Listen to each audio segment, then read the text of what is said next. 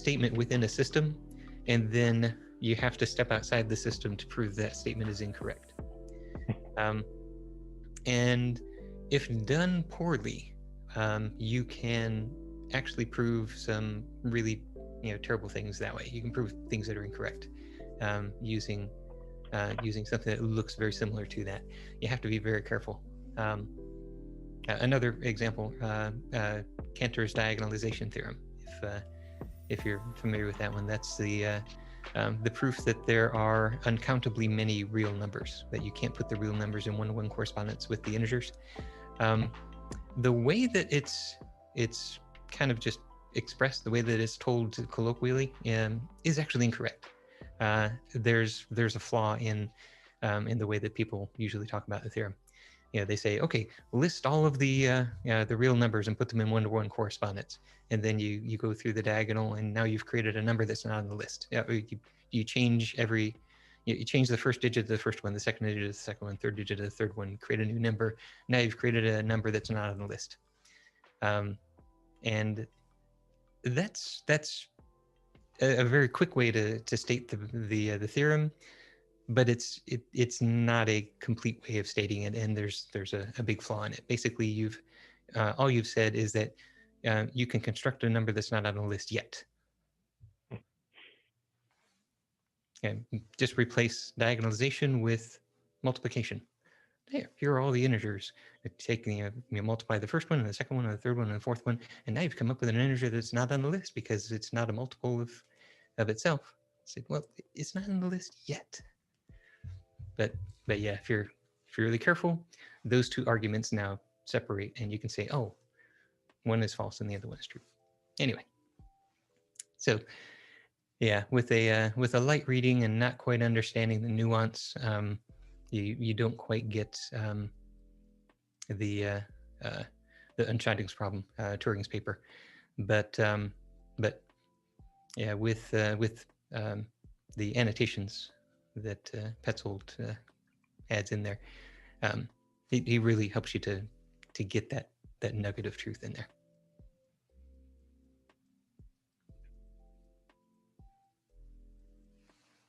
So what math papers have you been reading?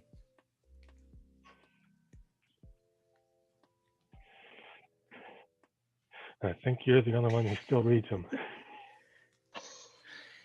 Yeah, I used to run a user group called Papers We Love. It's actually an international group, but I was running the Dallas chapter for a little bit, and we would get 3 people that showed up every week. So it would be myself, it would be Adam. What's Adam's last name again? You know Adam. Yeah. What's that? I know who you're talking about, but I can't remember his last name either. Yeah, he wears these kind of shirts all the time. But it would be me, him, and then there would always be one other person that shows up, and then they would never be the same person next week. They would say, "Oh, these guys are just talking math papers." Okay, and then somebody else would get suckered into eating some free pizza.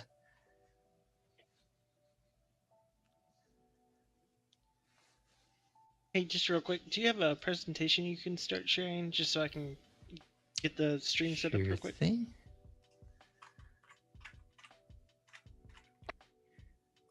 All right.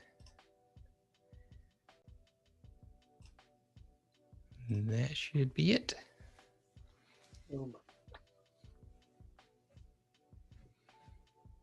And that also gives people a chance to go clone that repository if you want to follow along.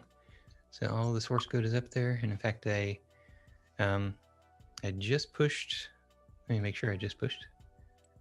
I just intended to push a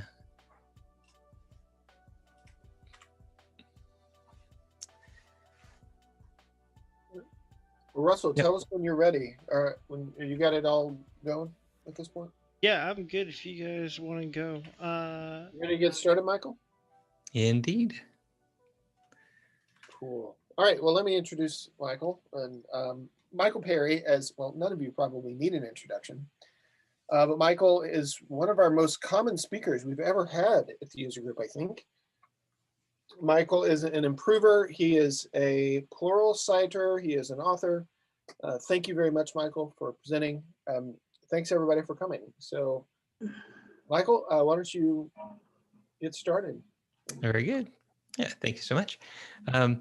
Yeah, I wanted to share with everybody what I've learned about immutability and how it can solve a whole bunch of problems. And in fact, wanted to share it so much, I wrote this this book about it. But yeah, you can go to immutablearchitecture.com, learn a bit about the book. And One thing before you start. Mhm. Sorry, Michael, I should have said this earlier. If anybody has any questions and they don't want to unmute to do it, you can put your questions in the chat here on Zoom. That's probably the best place. Or you can put them in our Slack channel. Either way, then we'll wait till there's a break and we'll ask Michael questions. So feel free to do that. Sorry for interrupting you there. Oh, no, we appreciate that. Yeah, I do like to have interactive conversation around this. So yeah, please pipe in, ask away, and in fact, I will keep the chat open as well, just to make sure that I can The see. Slack workspace is on northdallas.net if you're not part of it already. Okay, well, I will let you monitor that one then. Yeah. No, I will. Yeah, just anyone that needs to. Okay, cool. Questions in it.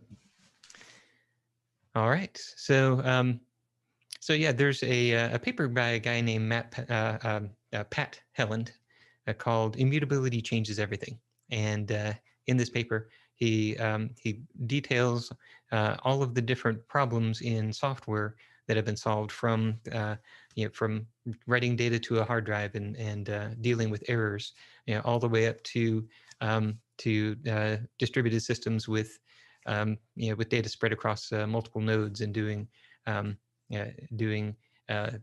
MapReduce operations across them, and how immutability solves those problems. And he should know about solving problems in distributed systems. He was part of the team that that worked on the distributed transaction coordinator in SQL Server. And yes, I know if you've used it, that might not be a glowing recommendation of him, but trust me, that was a really hard problem, and for it to work as well as it does is amazing. And actually, he's he's written another paper called "An Apostate's Tale," I believe is the title, where he talks about, yeah, don't use the DTC. Here's a better way. But yeah, so immutability is a solution that I've been applying in software for quite some time, and so I wanted to take this opportunity to show you an immutable architecture from the ground up, and how this helps us to solve some of the problems that arise in distributed systems and other application development. So the key things that we're going to be talking about are 5 examples of where immutability comes in and solves a problem within an application. That's going to be the use of alternate keys, snapshots, tombstones, content addressable storage, which is just an awesome pattern, and commutative messages. So now when we're taking our systems and making them distributed, how do we make sure that everything's in sync, that everything comes up to date? So so these are the things that we're going to break down and talk about.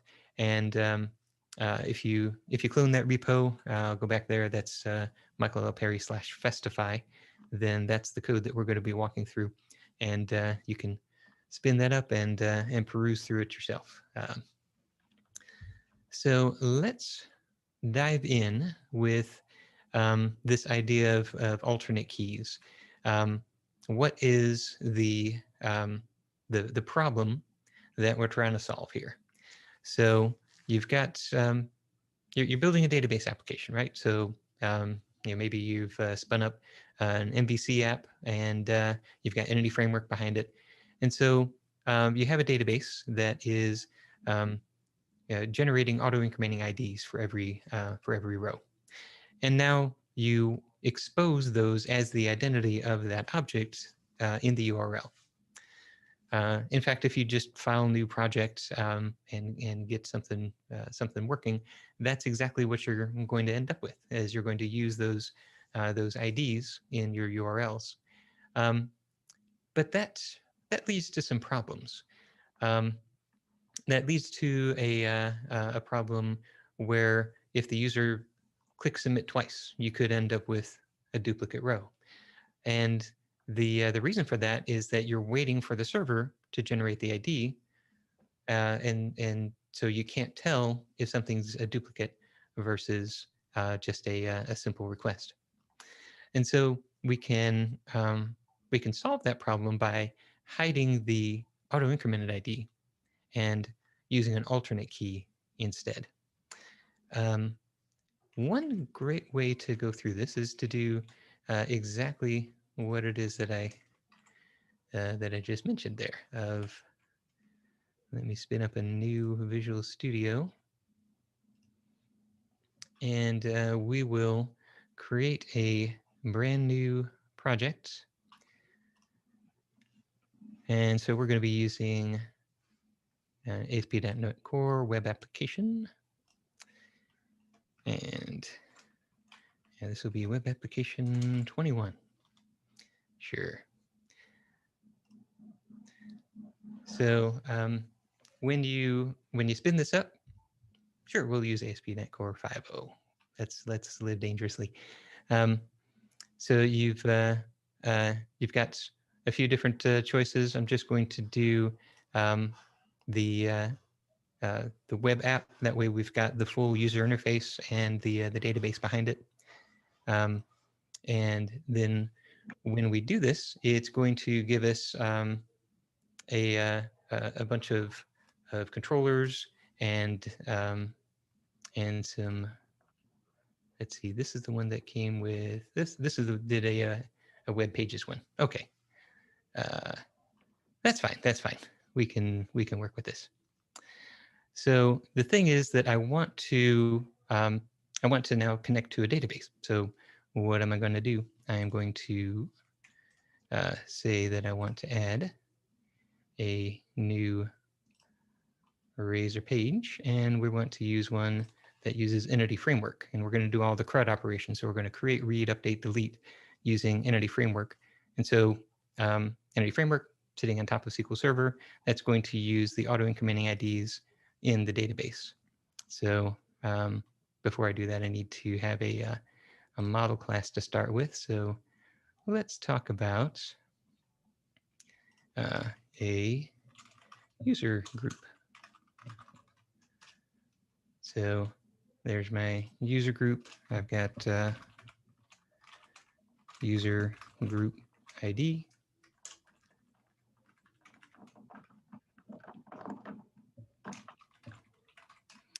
And then we've got a string name and a date time offset. That'll be the next meeting. Who knows? So your typical data object that we're going to use as a model. So now I'm going to come into Pages, add a new Razor page using MVC for CRUD, and we are going to say I want to use user group as my model, and then let's create a new data context.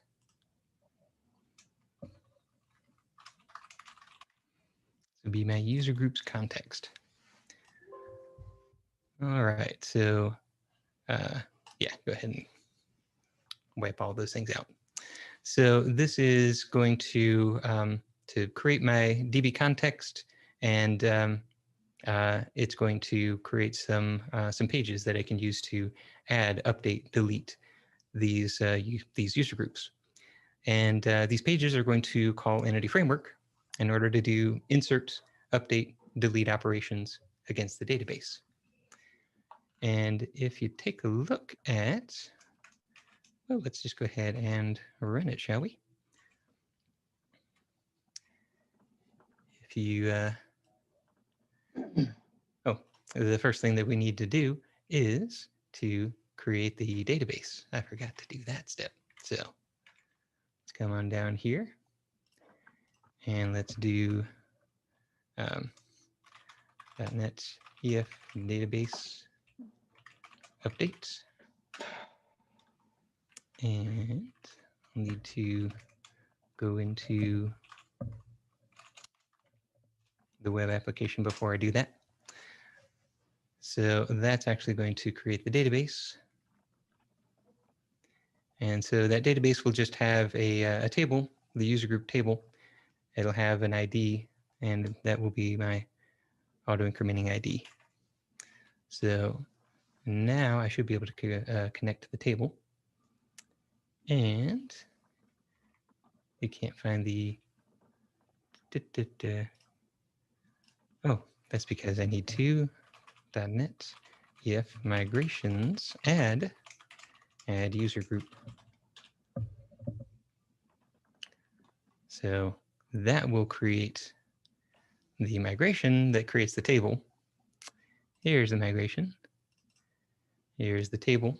So it's got a user group ID integer and the two columns that correspond to the properties that it just created.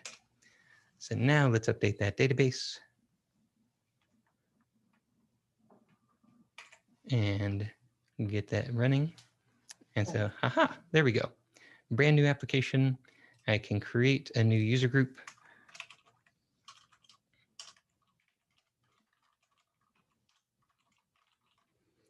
And the next meeting is today, 1/6/2021. And that's probably not going to, okay, yeah, that worked. Okay, so we've got our creates. We can do our updates. We can do our delete. So, oh, that was details. Back to list, delete.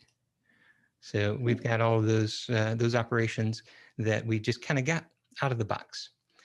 So let me show you some of the problems that you might run into. So here, I want to create a brand new user group, but creating a brand new user group on my local machine is really fast. On the remote machine, might take some time. And in fact, I might be using my mobile phone and I'm on a 3G network, and so it might take a really long time. So let's see what would happen if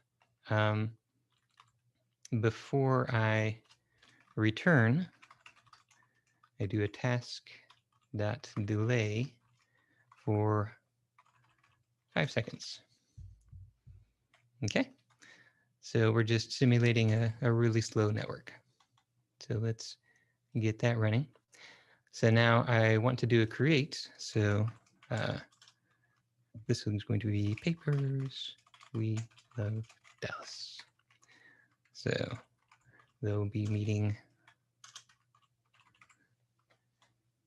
in a few weeks there. So create. Ooh, that's taken a long time. Create. Are you sure that went through? Let me hit that button again. So the user has clicked submit 3 times. And now as a result, they have 3 rows in the database. So this is the kind of behavior that you get out of the box when you just use the tools the way that they were originally designed to be used. And the problem is that if you take a look at these details, you'll see here is ID 2, and this one here, ID 3, this one here, ID 4. I didn't know what that ID was ahead of time when I clicked create. Create just simply said, make a new one. And so if the server sees create 3 times, what's it going to do? It's going to create 3 different rows. And so that operation is not what you would call an idempotent operation. It's not something that if it happens to be duplicated would simply have just one effect. You duplicate the message, it ends up duplicating the result. So it's not idempotent. So one of the ways that we can solve this problem is if instead of having create wait for the server to generate the ID, what if the client knew ahead of time what the ID was supposed to be? And then we could detect those duplicates. We could say, okay, whenever you're creating this thing, then here's the ID of the thing I want to create. And now when I see it a second time, if it already exists, then I don't have to do anything. And so that is the kind of behavior that we get out of this application.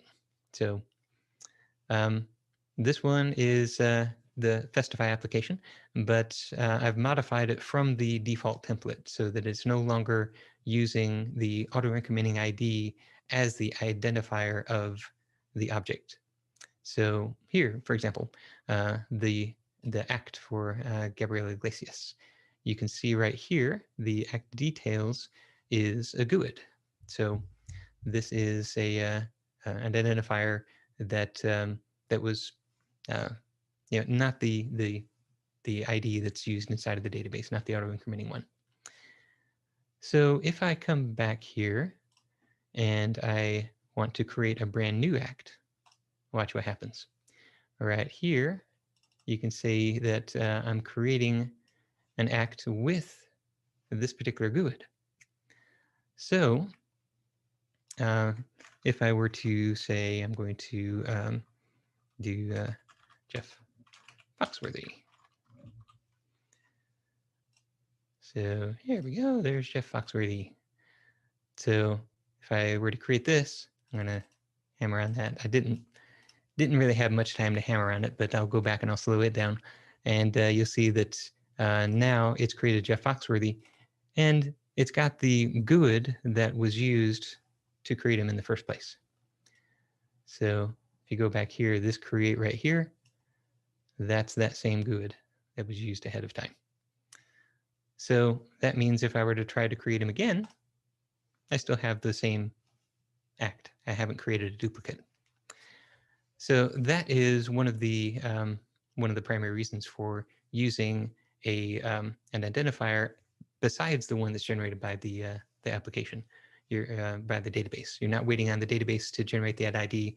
You know it ahead of time so that you can detect those duplicates.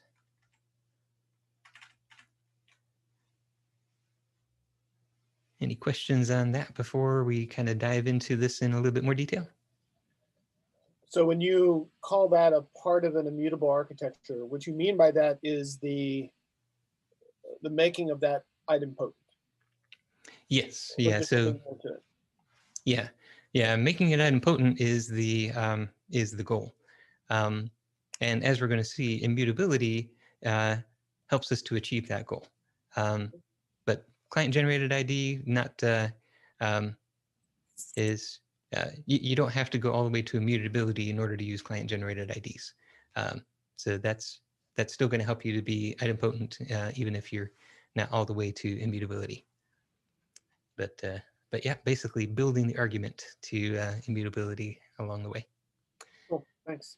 So, there's no other questions at this point, unless okay. anybody has any. Sure.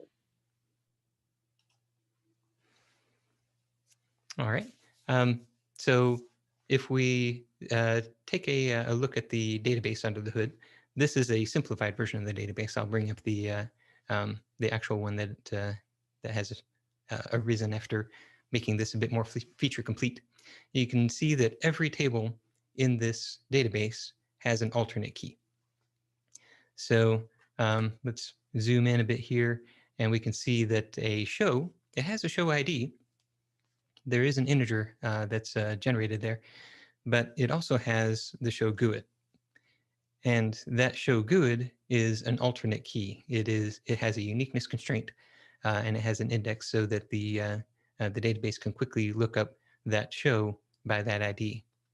And there can't be another show with the same GUID attached to it. So it is a unique identifier.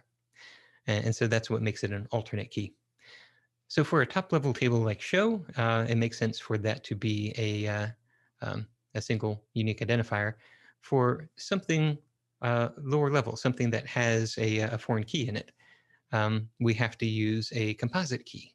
So here, the show description has the show ID as a foreign key and the modified date. So that combination of the show ID and the modified date is what it uses as the alternate key. So, so that means that you would not be able to modify the same show at the same time twice. That would be seen as the same show description, and it wouldn't allow you to insert it into the database. And so that alternate key is what you use outside of the database rather than the show description ID, which is used inside for making foreign keys. But you might be asking, hey, you just said the show ID is the internal identifier of this table here. So how can you make show ID part of the alternate key? So the way that you do that is you take the show ID, you come back here, you look up the show good, and now it's really the combination of the show good and the modified date that outside of the system uniquely identifies that show description. So every one of these tables, like here's the show removed table. So this show was removed at this particular date. So that now becomes the key of that. And so we never reveal the show removed ID from the outside. The API just sees a show good and a removed date. And that's how we remove a show, or how we know a show has been removed.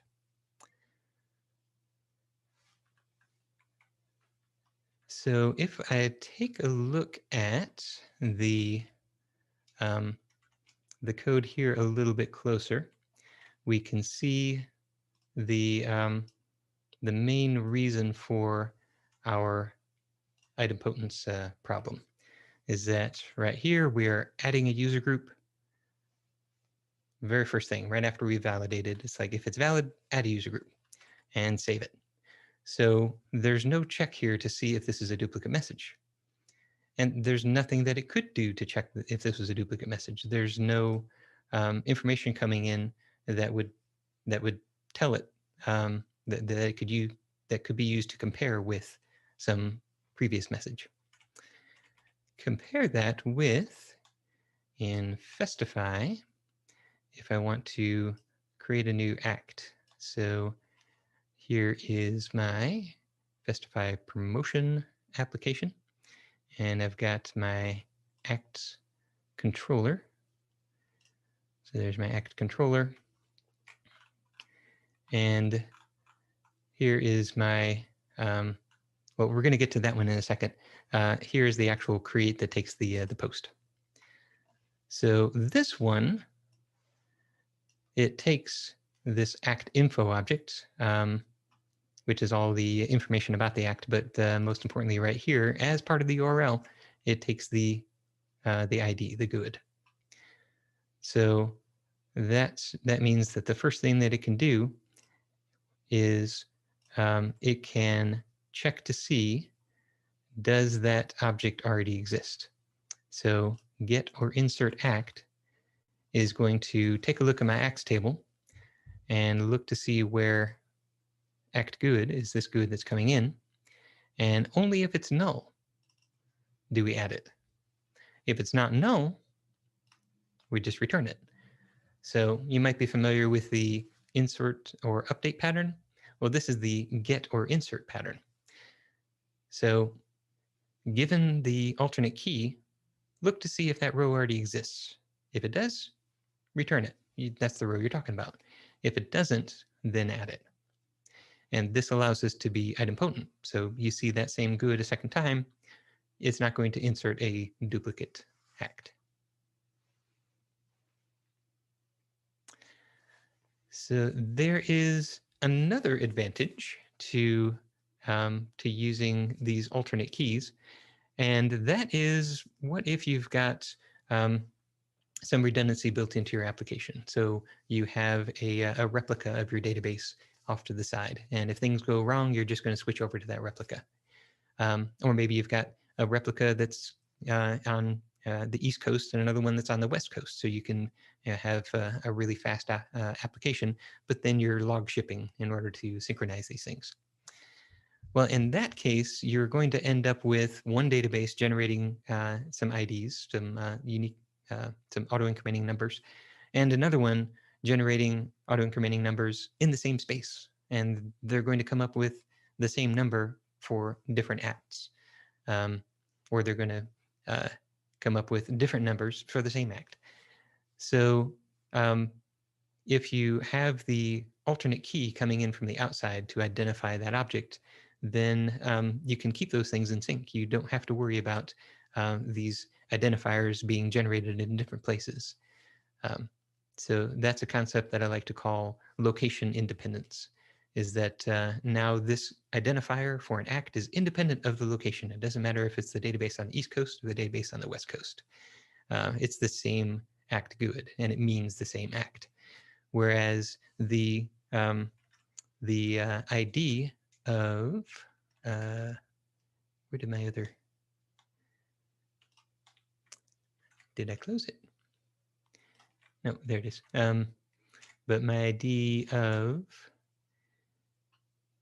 like here, the ID 4, that one, that number only means something within that location. That particular database knows what user group 4 is. A different database would think about ID 4 as a completely different user group. Have you ever had the experience of something breaks in QA, and so you want to take that data and bring that into your local database so you can debug it? Well, that data is all joined up using foreign keys that are only good in the QA database. If you were to just try to extract that data and stick it into your local database, it would conflict with those IDs that you've already consumed here. So if you use alternate keys instead, then that data becomes more portable. You have to extract the data and keep all of the relationships without the foreign keys, but then when you bring it in, you remap those rows as you insert them, and you've got the same alternate keys. They just end up with different auto-incrementing IDs. So this idea of alternate keys solves quite a few problems. And so now, as a common practice, any API that I create never exposes the internally generated ID. It always uses an alternate key. That's just a good default to start with, and then you just won't run into any of these problems. Now, there is one table here that doesn't have an auto incrementing ID, and it doesn't have an alternate key. So if we take a closer look at that one, there is no content ID in this table, no integer at all. So the key of this table is the hash that we're seeing there. So we're going to get into how this table uses that hash as an identifier in just a little bit. This gets into the content address storage, but I wanted to point that out because that's one of the big exceptions to the database design that we're showing here. So to kind of dive into a little bit of the detail of where the more complicated database where we actually ended up, what we are looking at is, let me zoom in on these guys a little bit closer. We've got our acts. So there's the act ID, that's the auto-incrementing ID. There's the act good, that's the alternate key. And then we've got act descriptions, act removed. So the act description ID is the auto-incrementing one, this act ID plus the modified date taken together, and then you remap that ID as the good, that becomes the alternate key. Act removed, same basic idea. over here on this other side, we've got venues. So we haven't looked at that part of the application yet, but if you come over here to venues, then we've got different venues that we can edit, we can create, and they have venue goods. Those are the IDs of those things. So those are kept over here. And then the venue description, venue location, those use the same basic pattern that we were just talking about, where the alternate key is formed using the foreign key plus a modified date.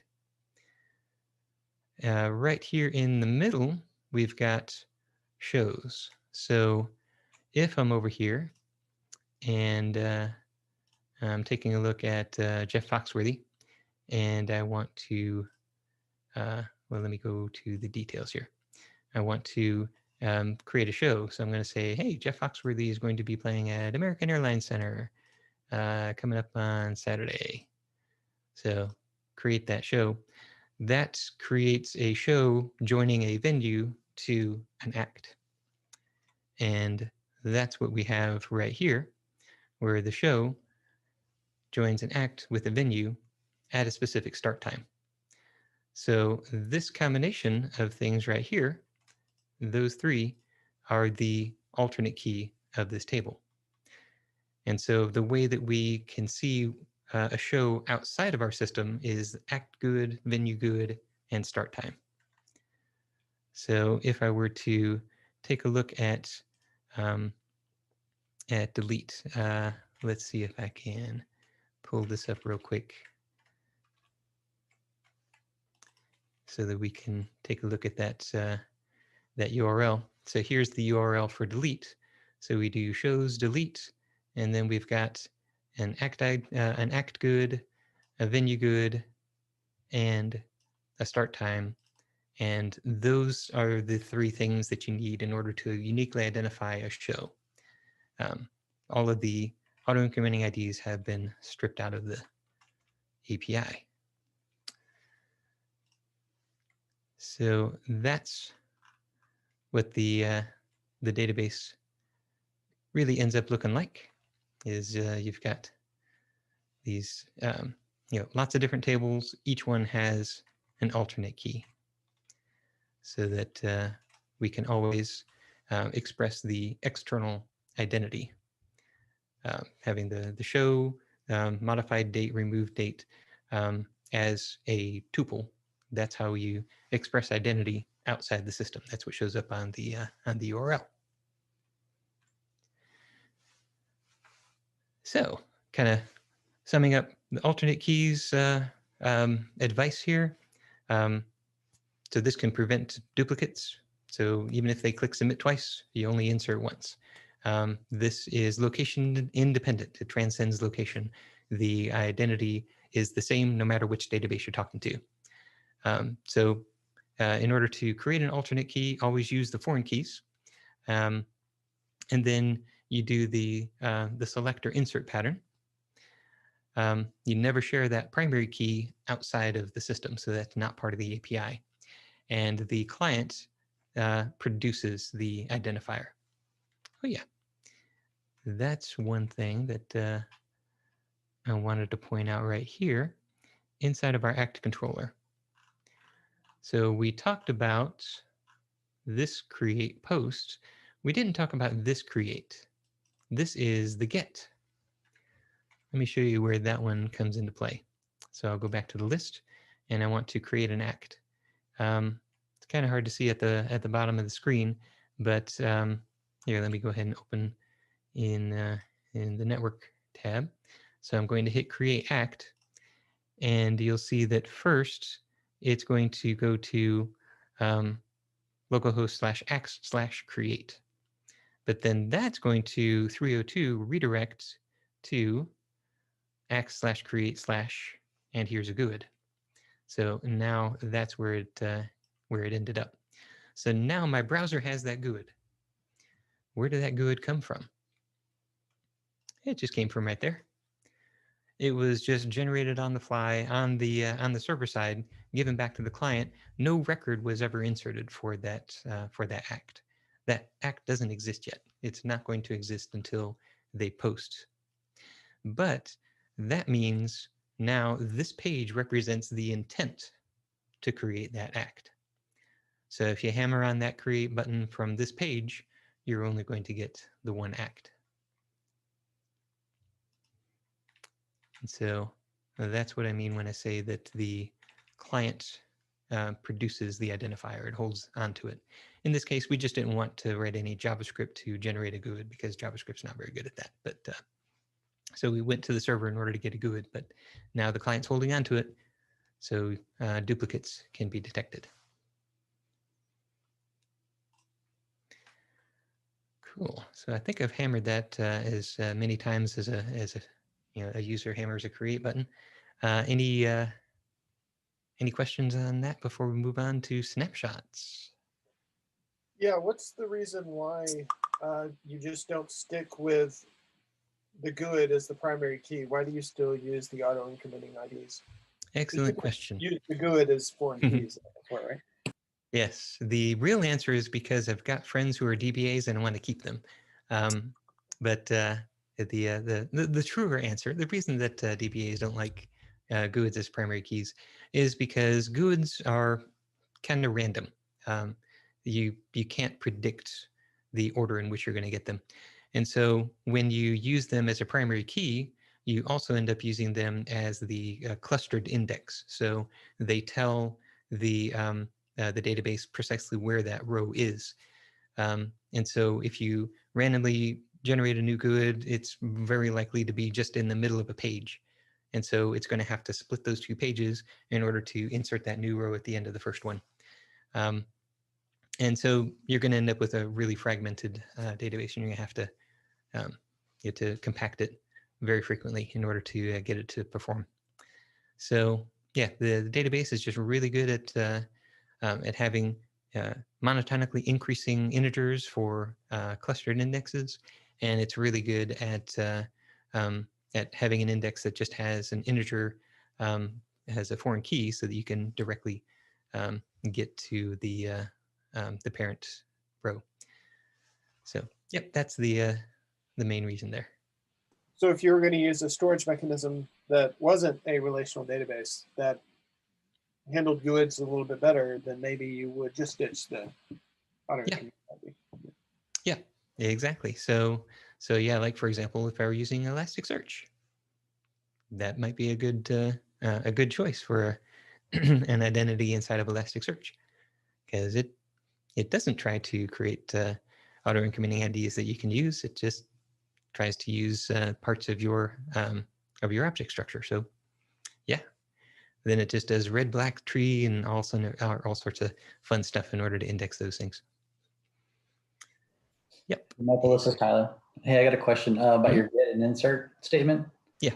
So is what you were saying is that instead of doing an insert or update, that the get part does not go and get the data since you already have it in your object? There's no reason to go get it from the database. Is that right? Yeah. Let me get back to, there it is, save act, and then we've got our get or insert. The primary reason for this isn't that you've already got the data; it's that there's no other data to get. So if I take a look at what actually is an act, you'll see that it's nothing more than the act ID and the act GUID, and then some navigation properties. In the database, the act just has those two columns. The title, the image, those are all in a separate table. So yeah, this is starting to turn the corner into the true immutability. Is that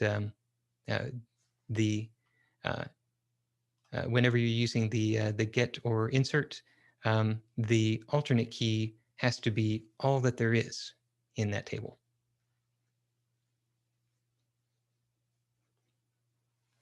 Yeah, good question. Which actually sets us up nicely for snapshots. So what is this crazy thing that you're doing with putting all of the data about the act in a separate table. Well, what I'm doing is I'm keeping snapshots. I'm inserting a new row instead of updating the data in an existing row. And this is really where the immutability starts to take shape. Is that immutability means that you've made a deliberate decision. You are not going to update anything. You're not going to delete anything. You are only going to create new information. And so when you translate that into database operations, that means you can't run an update. You can't run a delete. You can only run insert or select. So we have to simulate an update by doing inserts. So how exactly are we going to do that? So if we take a look at the act here, we'll see that we've got our act description. So besides the act ID and the modified date, we've got our title and our image hash. Let's go ahead and run a quick query so we can select star. First of all, we'll go from act. I don't know why I just capitalized the W, but for act good is equal to, and we will go ahead and grab the, we'll do the Jeff Foxworthy one. So there's this new good right there. Okay, so there's our act row. So now I'm going to join to act description on act ID is equal to act description dot act ID. And so now I can see that, in fact, let me just go ahead and focus only on the act description columns. I can see that I've got one description for this act. So there's Jeff Foxworthy. So if I want to edit this show and I say, you might be a redneck. And we save it. So we have just updated the name of the act. What have we actually done here? So we have inserted a new snapshot, a new version of the act. It's got the same image, so there's the same image hash, but now it's got a new title, and this has a new modified date. So, so I'm keeping the full history of all of the changes that you've made to this object, which in some domains is going to be just a requirement in and of itself. One of the projects that I worked on with this pattern was the NamUs system. This was the National Missing Persons and Unidentified Person System. And so this is keeping law enforcement information about missing persons cases. And so we had to make sure that we kept track of the the source of each piece of information. We had to know who inserted it when, and then those had to go through a vetting process. And so the administrator had to say, yes, we can go ahead and allow this to appear on the website. No, we're going to have to keep that private, that sort of thing. So, so that meant that they had to have that complete chain of custody. That was a requirement of the system. They had to know all of the different changes that had happened over time. So this is just a great audit log. In a lot of systems, you'll have your create date for your object and then a modified date. And then when you go through and you update that row, you bump the modified date. So you're keeping track of the dates that things take place. But if you're updating, you're overwriting the information that used to be there. So you're destroying that history. This way, you're able to keep track of that history.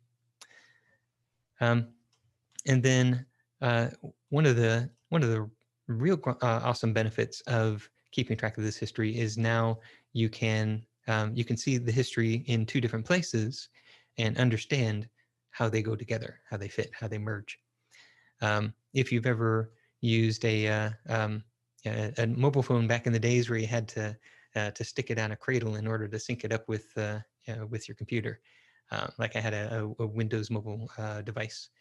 Back before there was a Windows phone, there was this Cassiopeia, and you used a stylus in order to enter your contacts. And this thing would plug into an RS-232 port in the back of your computer, and it would all sync up. So you had your contact data on your mobile device, and you had your contact data on your PC, and you could edit it in both places. And sometimes you would get this weird behavior where you make a change here, you make a change there, and then when you try to sync up, it gets confused. It will sometimes overwrite one of them. Sometimes it'll duplicate them, so now you've got two contacts, one from each place. Sometimes it'll just error out, saying, nope, I'm going to give up until you do something about this data. But here, if you've got that history, now you can compare those two histories. You can see, oh, I already know about this one. Oh, this one's new. I didn't know about that one. So you can do something a lot more clever with it. Hey, Michael, it's Tyler again. So I understand this part, but when you do queries and you have, multiple descriptions, you're going to return multiple rows, right? Like, what are your thoughts about having a separate table, like a history table with audit tracking using triggers, and just having one description table, but then having an audit table instead? I love that solution.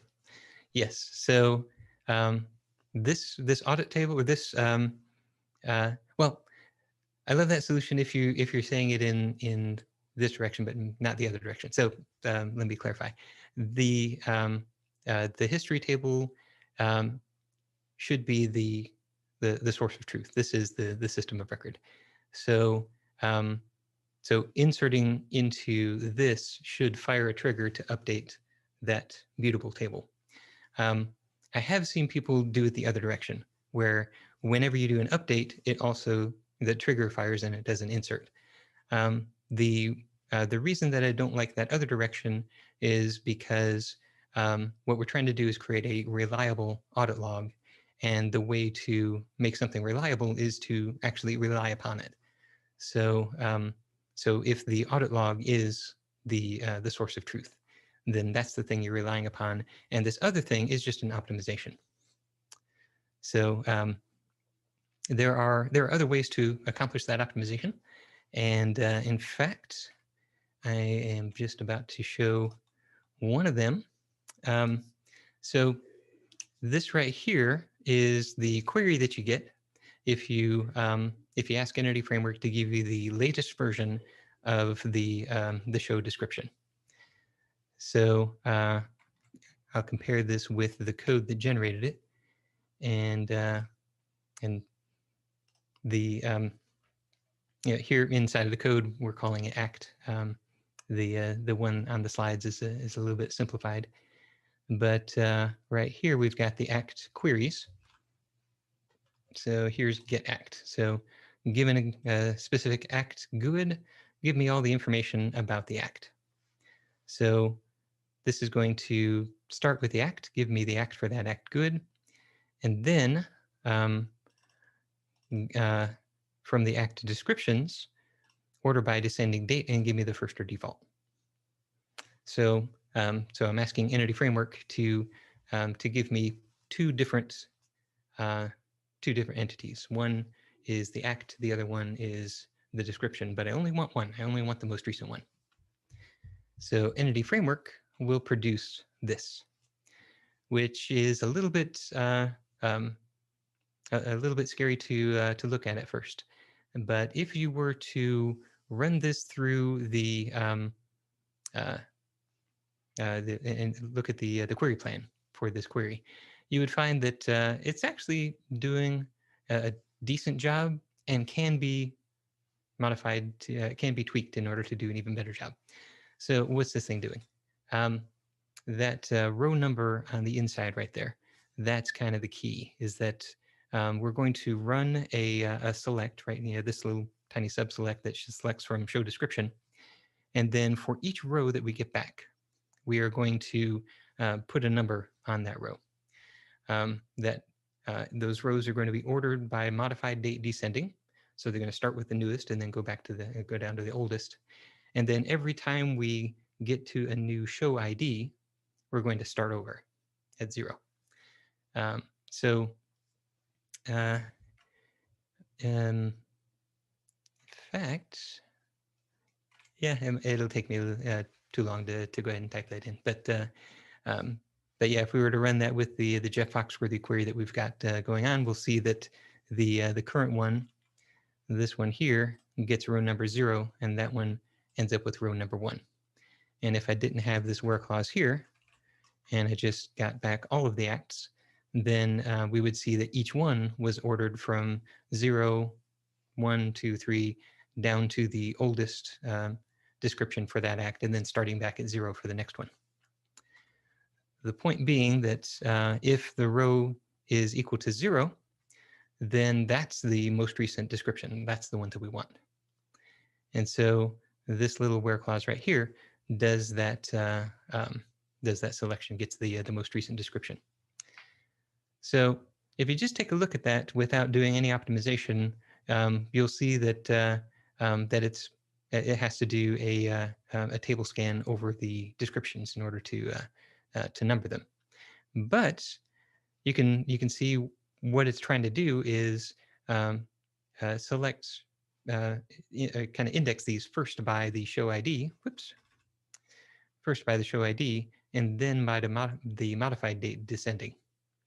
And so if you were to create an index with show ID and modified date descending as the columns, then you will find that it's able to use that index, just kind of iterate into it, find row number 0, and then skip to the next. So it ends up much faster. And furthermore, you can then make that a covering index. So now you take everything here that you're selecting out of that show description, and you add that to the index as well. And now it never even has to hit the table. It just hits the index. So, so that actually is the first optimization that I would try, is if you create that index, that is essentially the telling the database to do that query, that trigger that you were just talking about, where every time you insert into show description, it will re-index it. So basically, insert into the index, and it's a covering index, so it's copying all that information in there. And now you can seek directly to the most recent description of any act. So that's a good starting place. And I have found that in most cases, that's a good ending place too. That's enough to make the application work and work well. And the reason for that is that the number of descriptions that you have for a particular act are going to be relatively small. So you're going to come in here and edit any act on average 2-3 times. So so you're not going to have to go very deep in that description index in order to find the one you're looking for.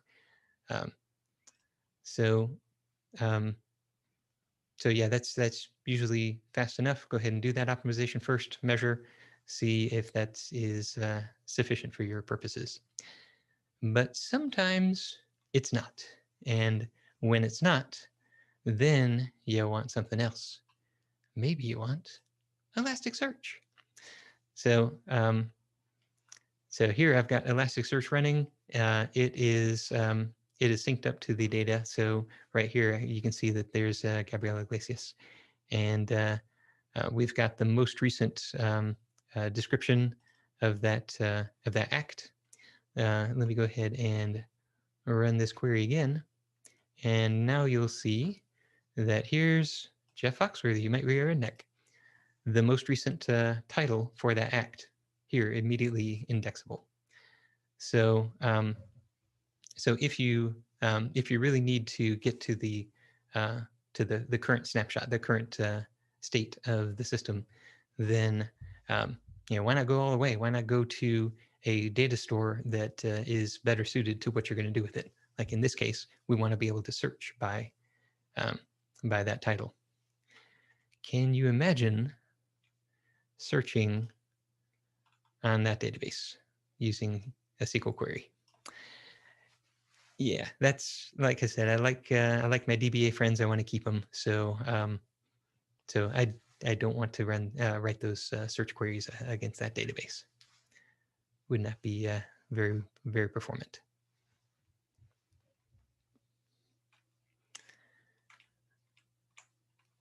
Okay.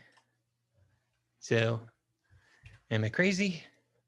Maybe a little, but snapshots can help you to keep every single version. You're always inserting, you're never updating. You want to have the date be part of the alternating key, or the alternate key, so that you can uniquely identify each version by the date. That way you can order by that date descending, grab the first one. The concurrency check, that's something that would that I didn't demonstrate, but if you were to, in fact, here, I'll just show you that concurrency check working. So let me get rid of some of these here. There we go.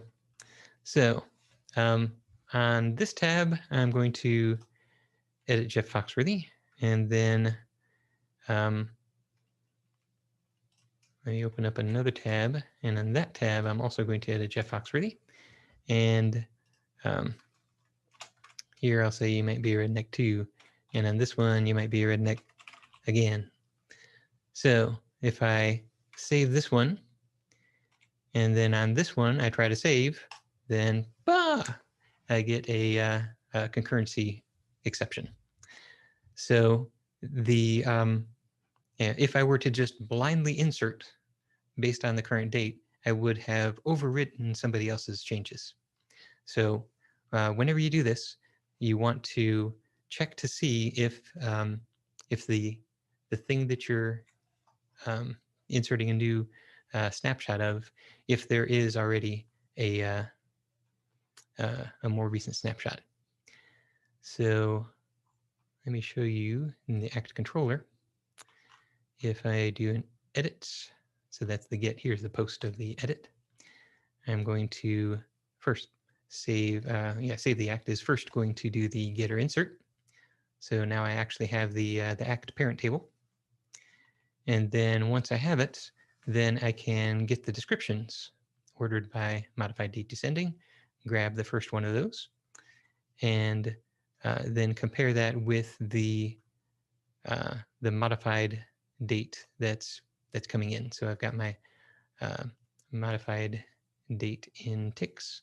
So I've got these modified ticks that came in from the model.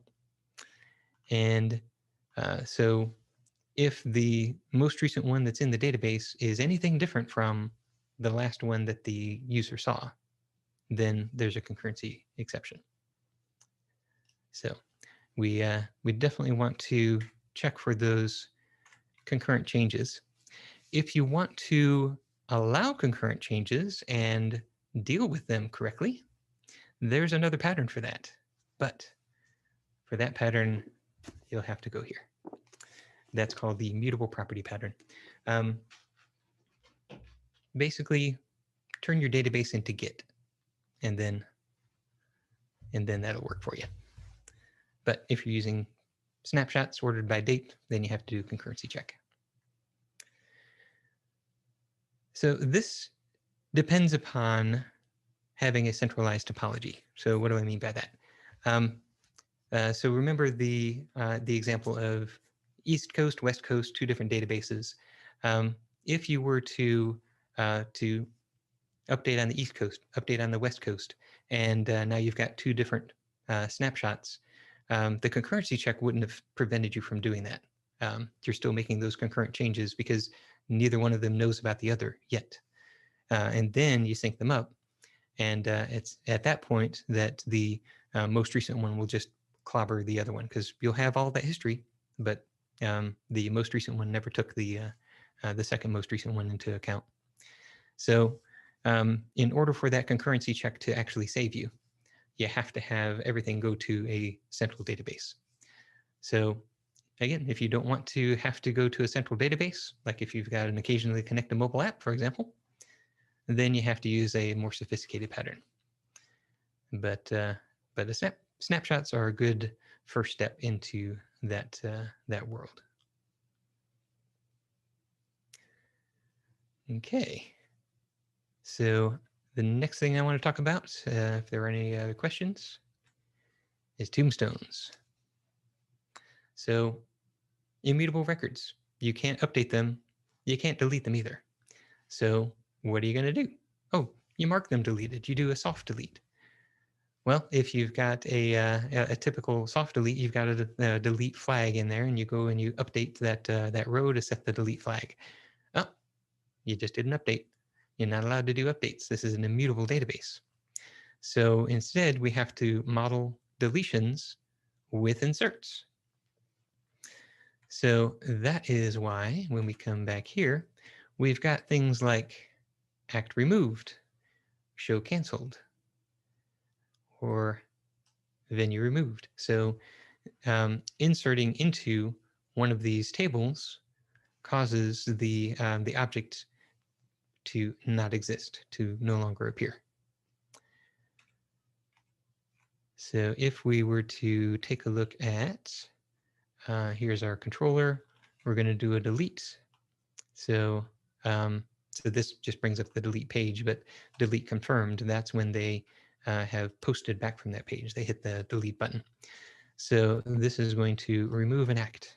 So what does remove act start with? Get or insert act. That's an interesting choice, but we'll get to that in a second. And then it creates an act removed with now as the removed date and saves that. So we have inserted a row in order to delete an act. We've just captured the intent to delete is really what we've done. So why get or insert? If this act isn't in the database, why would we want to insert it in the first place? And that is coming back to this whole location independence thing. Well, let's suppose that that I'm on my mobile device and I've created something and then no, I really didn't want it, so I delete it.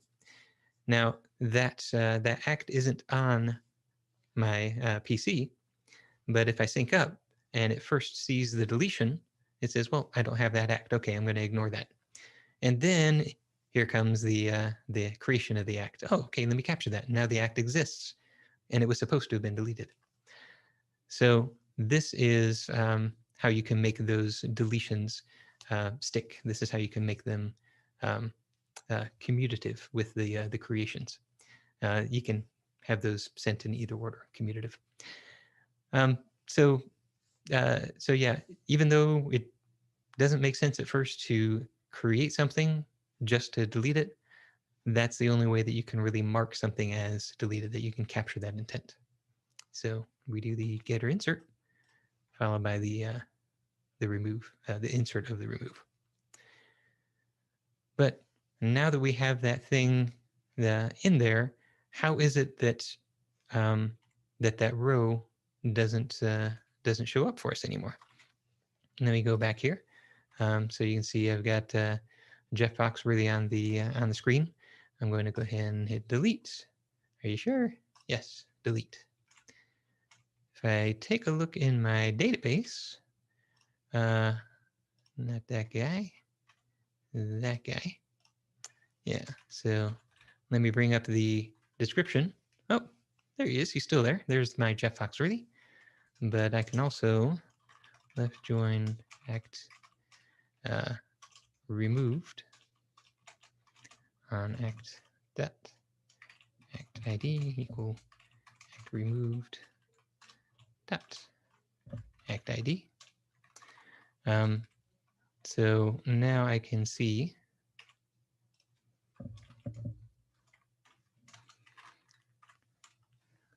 that I've got my act removed ID and my remove date. So so I can see that he's been removed, quote unquote, in the database. So I've inserted an act removed. How do I only return those that have not been removed? Now that I've deleted them, how am I getting this screen to show up where it doesn't show Jeff Foxworthy? And in order to do that, I do this.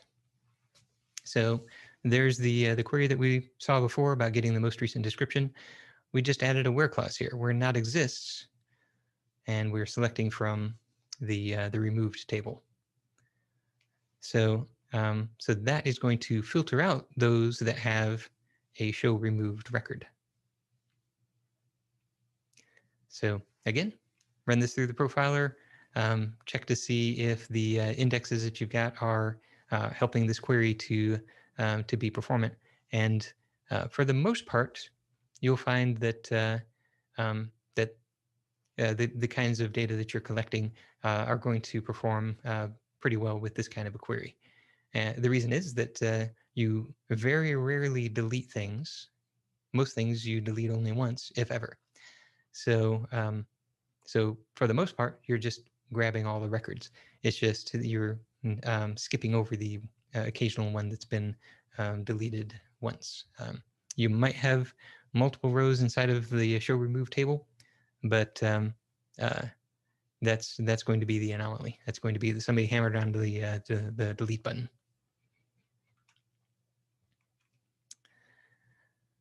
So that is, yeah, go ahead. Is there a question? Yeah, I had a question. Could you use just one big table for all the deletes? For any entity, you wanted to delete any entity. Like I noticed you had shows, deleted acts, deleted venues, deleted. Maybe you could just use one big delete table instead of kind of replicating that pattern all over the place. You know? Yeah. So the primary reason that I don't do that is so that I can get a good foreign key and a good index.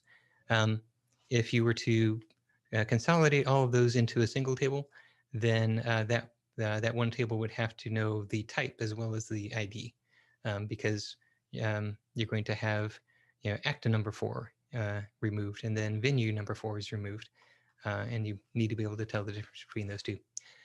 So that means that table is it can't have a foreign key relationship to all of the things that could be removed.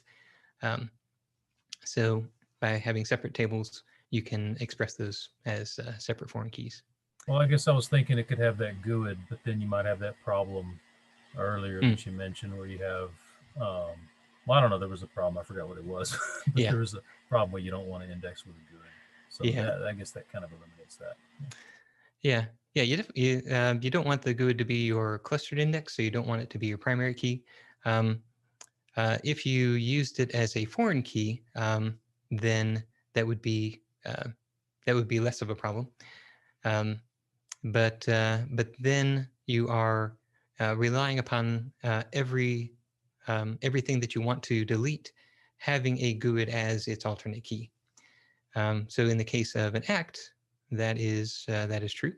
So the act GUID relates to an act. In the case of a venue, we remove this venue ID, and that has a venue GUID. That's true. But in the case of show canceled, the alternate key of the show is the act GUID, the venue GUID, and the start time. So so now the shape is a little bit different.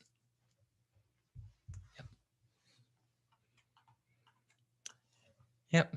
Good question. And I think where that's coming from is taking a look at something like this and seeing a lot of tables, and most of the tables have very few columns.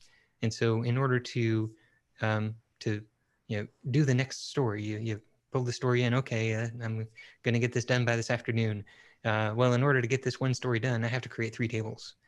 So I need to create a thing. I need to have its mutable properties, and I need to delete it. Oh goodness. Okay, so create 3 different tables.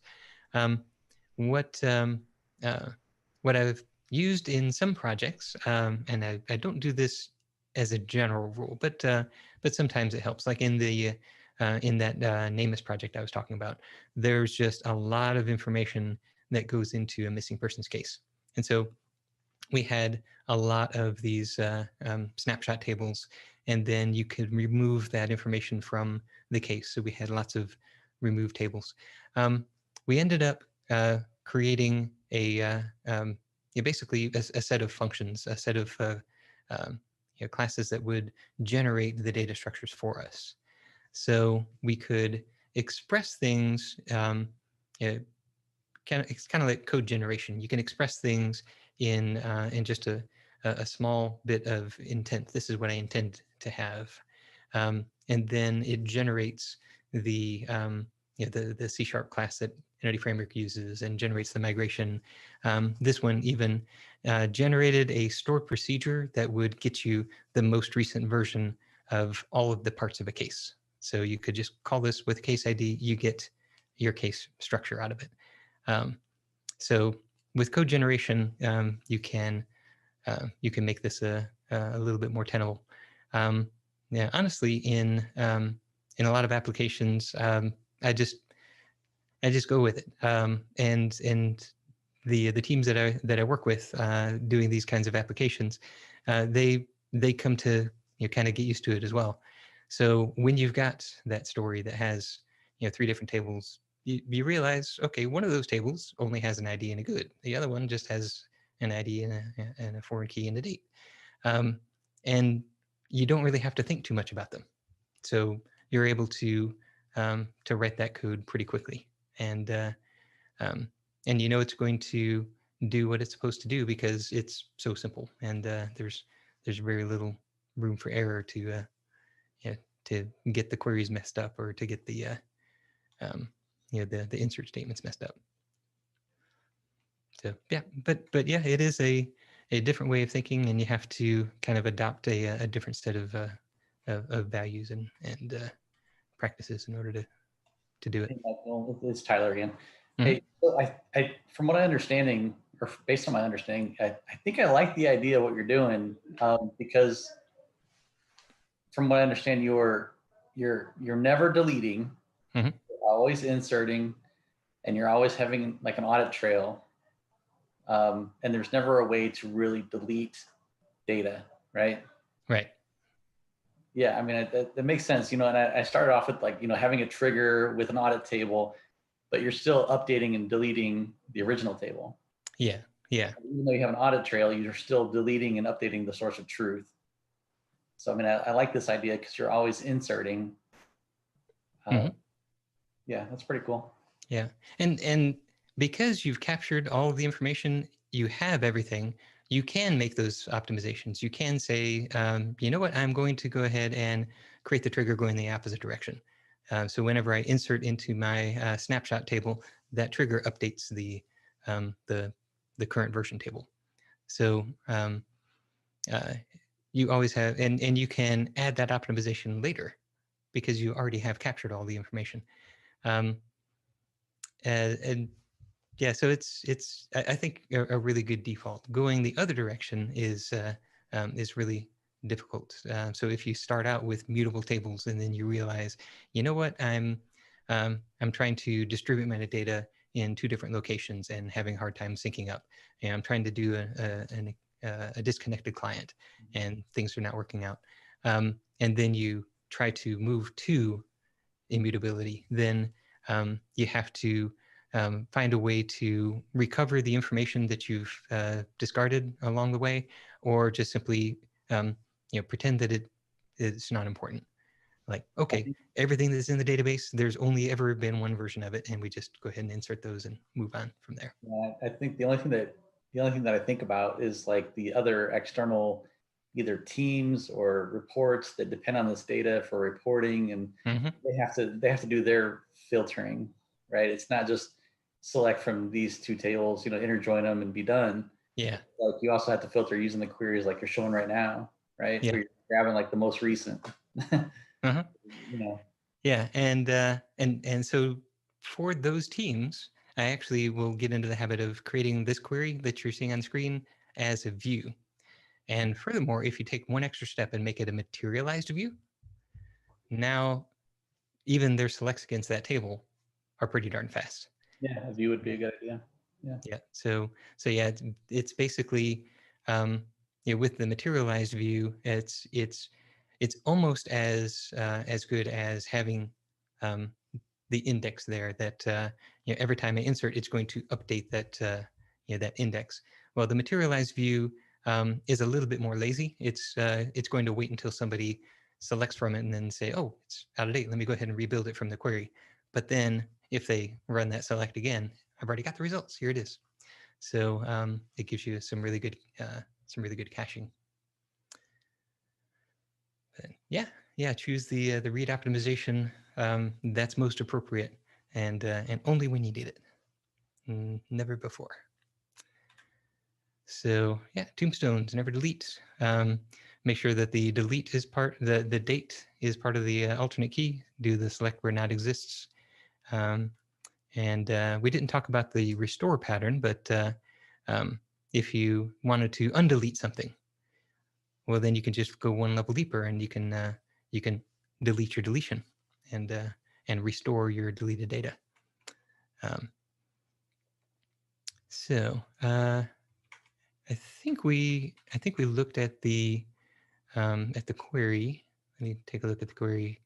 So here I'm listing the acts. So here I'm just saying where not act removed any. So so where there's nothing in the child table. If you wanted to do the restore, then you would just have another where clause here. So where this removed doesn't have any restores. But that's where it stops. You don't go deeper and deeper and deeper. What if you want to delete it again? Well, you start at the top again. You just delete it again. You don't delete the restore. But that's how we can use tombstones. So then we get to what I think is just this pattern is so cool. When I discovered it, it's like, why don't more things use this pattern? Content addressable storage, or content addressed storage. You'll see it written either way.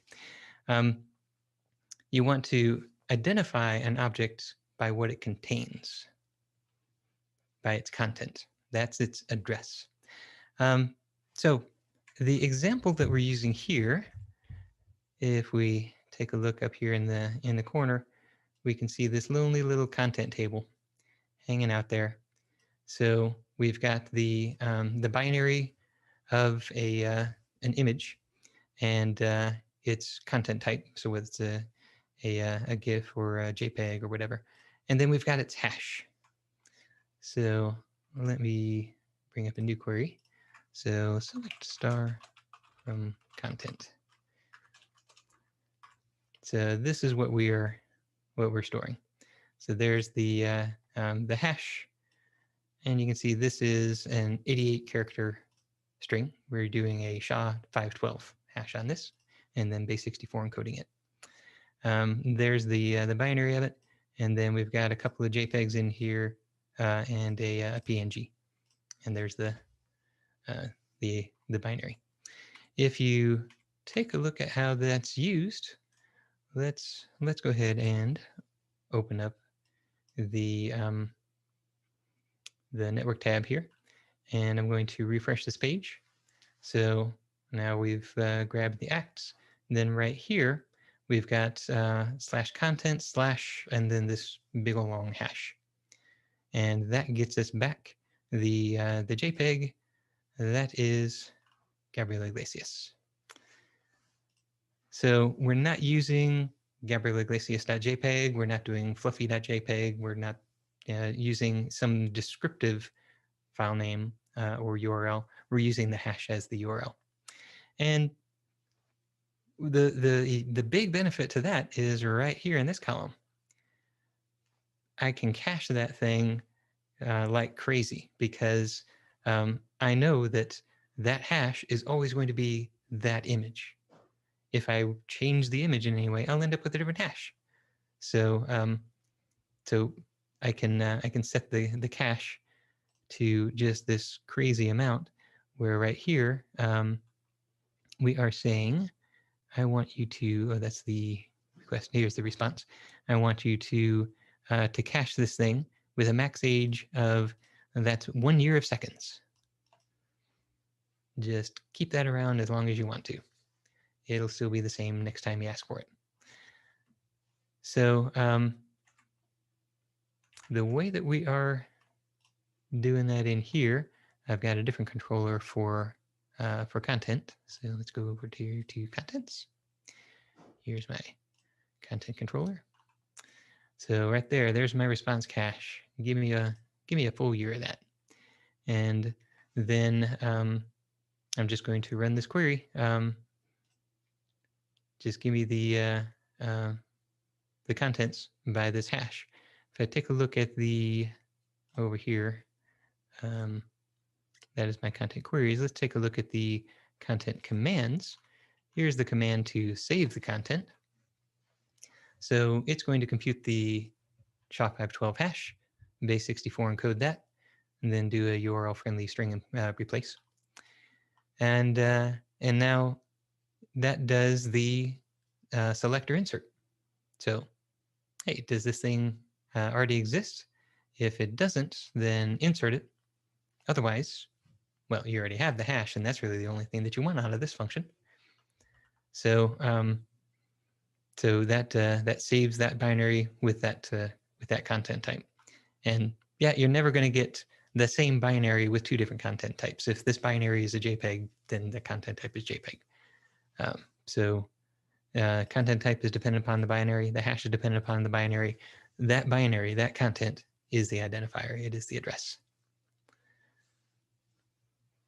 So that when I think about how content address storage could be used in our everyday lives, I'm really frustrated that it's not.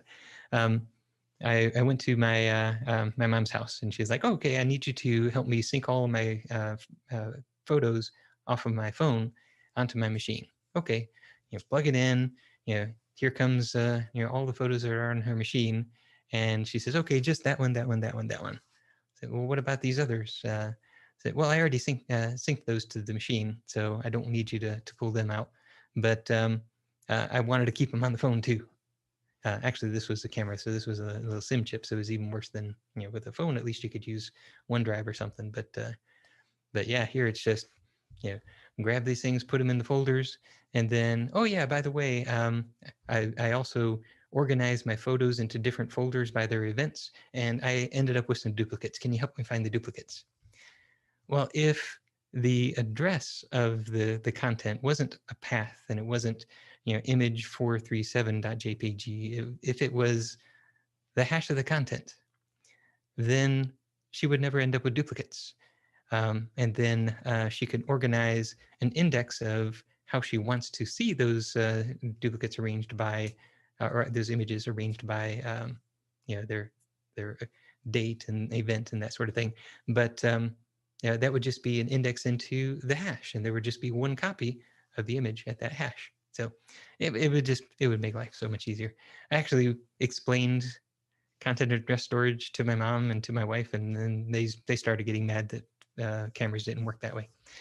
But there is a really cool system on online. It's called the Interplanetary File System. This is used for blockchain data exchanges. So if you want somebody to sign a document, what you can do is you can take that PDF and you can stick that into IPFS, the Interplanetary File System, and it'll address it by its hash. And now you can take that hash and you can put that on a blockchain. Somebody can sign that block. Storing a large image or a large PDF on the blockchain, very expensive, but storing a hash, very small. And you have the added benefit of somebody can't tamper with that document because you have its hash. If they modify the PDF, you get a different hash. So it solves so many problems. So that is one of the things that I like to do inside of my immutable architectures. So I call it immutable because of that property that if you were to change it, you would get a different identifier. The identity of the thing is actively preventing you from modifying it. So it's immutable in that sense. And by the way, if you want to figure out how many characters you need in order to store the base64 encoded version of a thing, there's your formula. So you take 512 divided by 24, round up multiply by 4, you get 88 characters. So there's your little PSA. And that brings us to the final section, if nobody has any questions on content address storage. Oh, okay, so commutative messages. So I kind of tipped my hand when I showed you right here that we are synchronizing everything to Elasticsearch. What I didn't show you is these little guys running off here in the corner. There's my emailer, and there is my indexer. So, so these are two consumers that are listening for events. So, so every time somebody makes a change inside of the system of record, it puts an event onto RabbitMQ. And then these guys are sitting off there listening for those events and then doing what they do. In the case of the emailer, it's just listening for new shows that are scheduled, and it's going to look for the people who have signed up for, for email notification. Hey, tell me anytime there's a comedy act in my area. Okay, here you go. This one is the one that is reaching into Elasticsearch and updating the index. So there's a problem that can happen with queues. Even though queues are first in, first out, queues in the real world don't always work that way. You don't always get things out in the same order that you put them in. That can happen if, for example, let's bring up, so here is that is my RabbitMQ, and that's my Elasticsearch. So let me bring up the RabbitMQ account. So we use guest as the login for the Docker image. So here I've got all of the different queues that I'm using. So I've got my Festify emailer and my Festify indexer. So if I run into a problem, then the message that I put into the Festify indexer queue that won't be able to be processed, and it will end up in the bad place. Let's go ahead and put a message into the bad place. So I'm going to come back here to the indexer, and now inside of my handler, when I say I want a act description changed. Okay, so whenever you handle that act description changed message, then go ahead and throw a new invalid operation exception. Nah. Okay, so let's get that one spun back up again.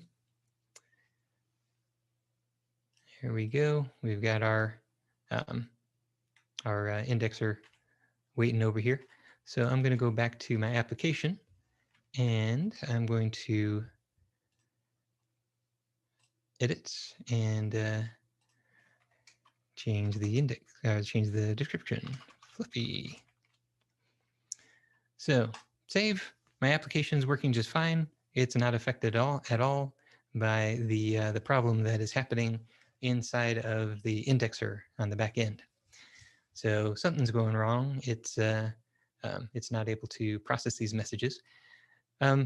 So on top of RabbitMQ, I'm using something called mass transit. This is a library that kind of abstracts away the underlying queues and gives you some really good patterns. The pattern that it's using right now is called exponential backoff. So it's trying, finds an error, waits a little bit, tries another error, it waits a little bit longer. It's going to try 5 times, and when it fails that 5th time, it's going to move it out of the queue and into something called a dead letter queue. So in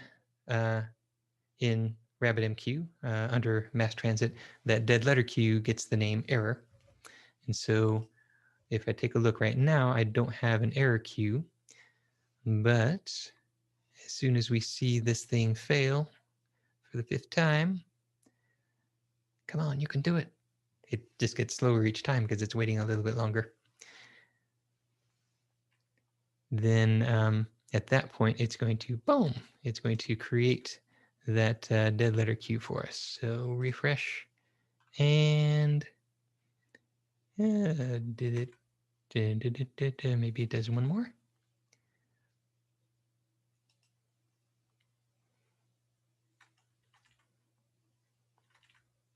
Okay, so yeah, it's still working on it because you can see unact, so unacknowledged. We haven't come back and acknowledged it. There we go. There's the error.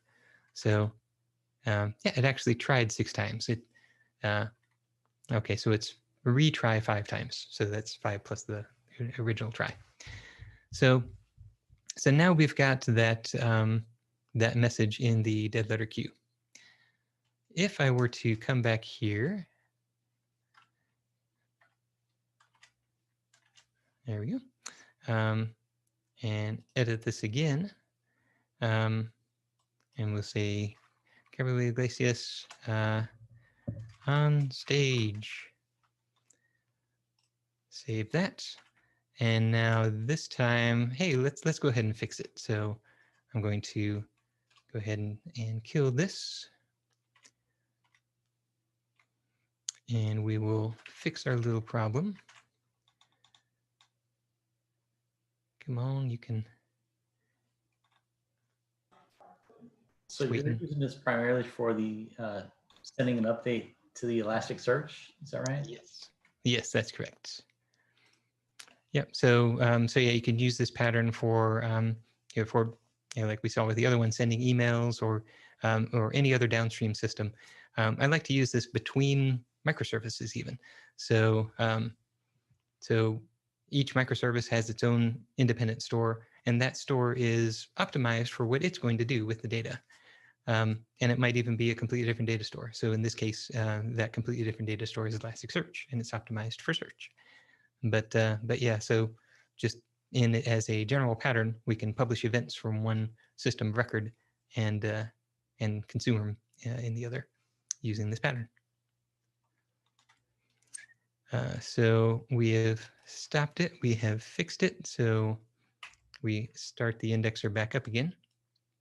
And now that we've started it back up again, hey, it succeeded. So we've got Gabriel Iglesias on stage. So come back here, and now we see that we still have one thing in our error queue. If I take a look at Elasticsearch, I will see there's Gabriel Iglesias on stage. But what happens now that we fixed our error and we've got all these messages that are backed up is I'm going to want to take those and replay them. I'm going to want to run them back through the system. So let's move all the messages back to Festify indexer. Boom, there's my destination queue. Move. Now what happened? So now I just updated the index for the old title, the one that I didn't want to keep, the one that I replaced. So even though queues are first in, first out, sometimes you receive messages out of order. So fortunately for us, if I refresh, hey, Gabriel Iglesias on stage, it has the most recent one. How did that happen? We have a commutative message handler here. And the way it can be commutative is right here. It's got the modified date. So it knows the date at which that particular act description was modified. So this is really an exact copy of the data from the act description table, including that modified date. So now if it sees an act description with an older modified date, you can just ignore it. It says, okay, this is older information. I don't want to overwrite the new information with it. So we've got provisions in here to make the message handling commutative. So in order to make our messages commutative, then we have to do things like including the alternate key in the message itself, so that everybody is using the same identifier, no matter which database they're in. And you store meta information at the destination. So you store this modified date, even though nobody's going to be searching on it. You still store it in the destination data store. That way you can compare to see if your message is old and if it arrived out of date. There's actually extra meta information that we're capturing. So here I've got my shows that I can that I can actually do my search on. So this is what I want to present to the user. But then there's one here, acts. This isn't something that the user is actually searching on, but this is still meta information about all of the different acts and their most recent description. The reason for this is that you want to be commutative even between message types. So if I learn about the act description before I learn that there's actually a show, then I want to make sure that I use the most recent version of the act description in order to index that show. I don't want to use the old version that was in place at the time that that show was published. So you have to store a lot of meta information in order to determine what is the most recent version and therefore make your messages commutative.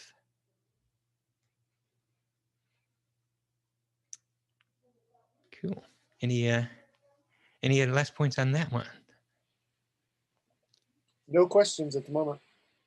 Cool. So yeah, that's 5 of the patterns that I like to use for building immutable databases. So take immutability as a default. Don't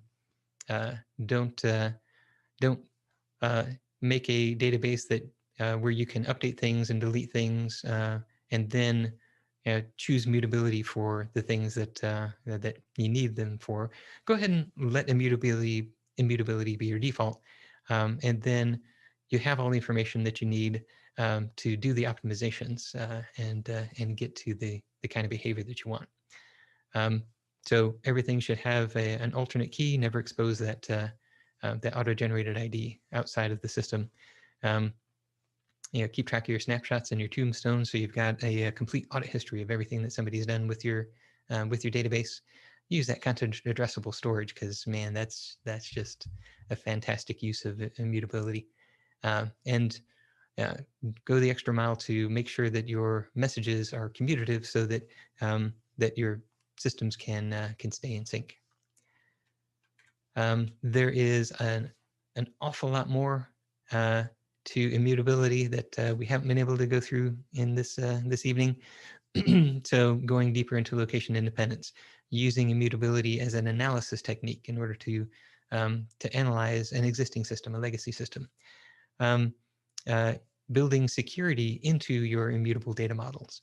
And my absolute favorite, building a decision substrate. This is a way that all of the microservices within your organization can participate in a common data store, a common area where you each have a subset of the history of everything that's happened, all the decisions that were made.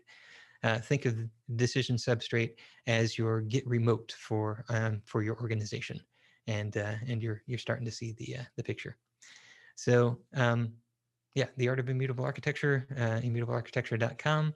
I've been Michael L. Perry. Please reach out to me on Twitter, and thank you so much.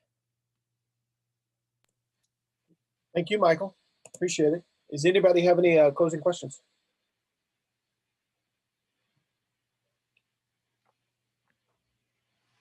No closing questions, closing thoughts, any items of discussion?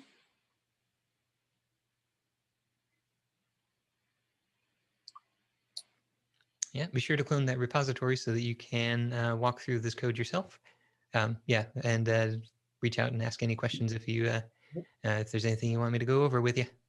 Hey, Like Jan was Michael. saying, I like to do that free consulting.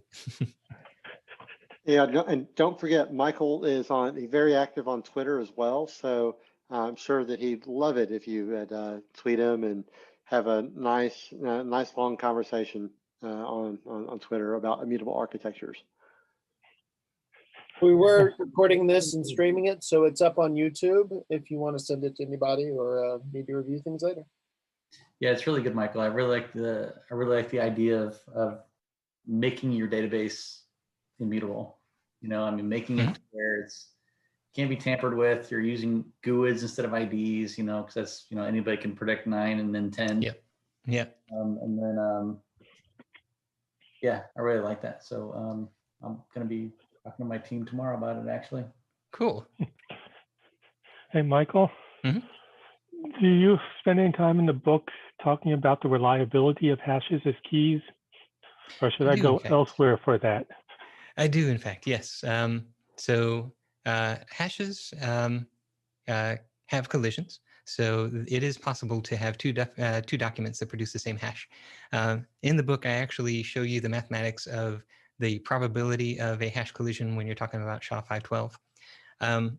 It's rare enough that you really don't have to worry about it. As a mathematician, as a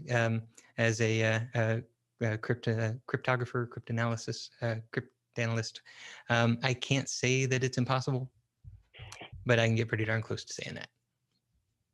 I'll stake my career on it, and I have. Is that where you add the knots to it to make it more? I don't quite follow. Oh, is that where you add like an extra piece of information to make it to where it's less possible to have collisions? Oh, okay. So yeah, first of all, even though I'm not using the hashes here for security reasons, I still always use a secure hashing algorithm. And the reason is that secure hashing algorithms are designed to be collision resistant. That doesn't mean that they are less likely to have collisions. That means that it is computationally as difficult to find a collision on purpose, deliberately, as to just find one by accident. So if you were to use CRC as an example, it's very easy, it's trivially easy to find a CRC collision. You can modify a document in one way and then modify it in a different way, and you've just produced another document that has the same CRC. So CRCs are not collision resistant. So start with a collision resistant hash, and then choose a hash with a really large number of bits. So 512 is really large. And then you're using them within a somewhat narrow context. So you know that this hash can't just represent anything in the world. You know that this hash only represents images within this database. Or in fact, in some systems, I use hashes as the identifiers for each of the different objects, but it's still that hash within that one type. So so then that's where the math comes in that I'm referring to, where you can compute the probability of a hash collision anywhere inside of a data set of a certain size. So if your data set has 2 billion records in it, and you're using a SHA-512 hash, then you can run through this little formula and figure out the probability of a collision, which, by the way, is somewhere to on the order of 10 to the minus 50. So it's really small. But yeah, the bigger hash, the smaller that probability goes.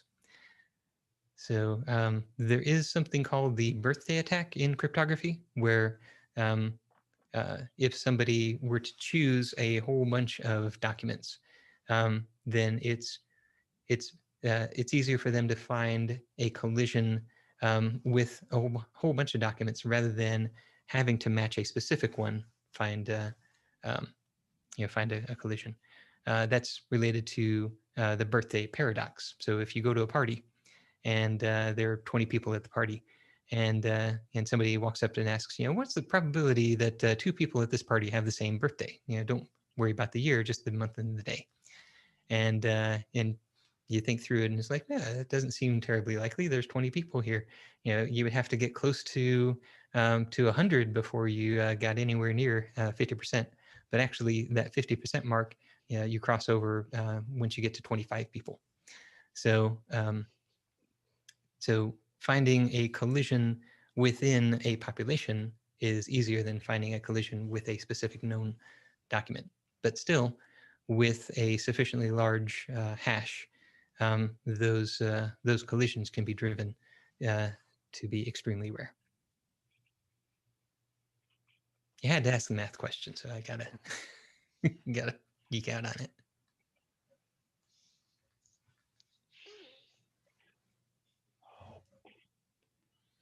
Very cool.